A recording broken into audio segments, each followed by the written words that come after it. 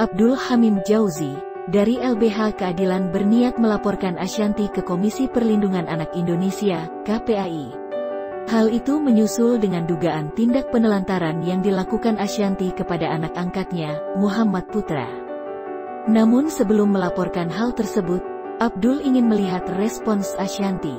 Dia menunggu klarifikasi istri Anang Hermansyah itu soal biaya pemutusan sekolah putra di pesantren. Pertama, saya melihat respon Ashanti seperti apa dulu. Ada tidak itikat baik untuk memberi keterangan, ungkap Abdul saat jumpa pers di kawasan Ciputat, Tangerang Selatan, Sabtu, tanggal 6 Februari tahun 2021. Menurutnya, Ashanti tetap akan dilaporkan KPAI kalau tidak memberikan jawaban yang memuaskan. Dia merasa Putra cukup dirugikan atas kasus ini.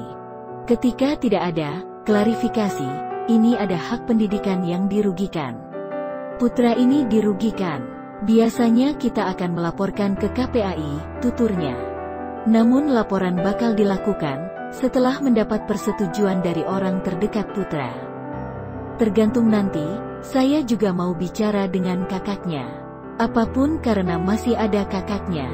Meskipun saya sebagai warga negara bisa saja menggugat karena faktanya ada kebohongan, jelasnya.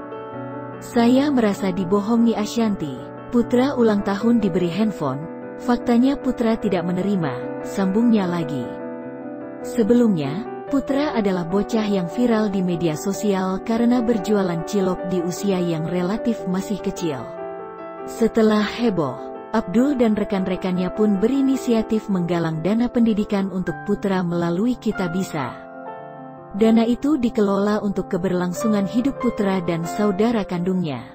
Dari situ Anang Hermansyah dan Ashanti pun menghampiri Putra dan mengatakan akan membiayai pendidikan Putra sebagai anak angkat. Hanya saja, pasangan selebritis tersebut tidak mengadopsi Putra secara hukum.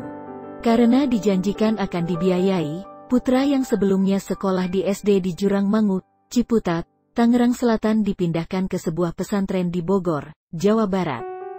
Hanya saja, kini pendidikan yang baru ditempuh selama 1 semester tiba-tiba diputus secara sepihak oleh Ashanti.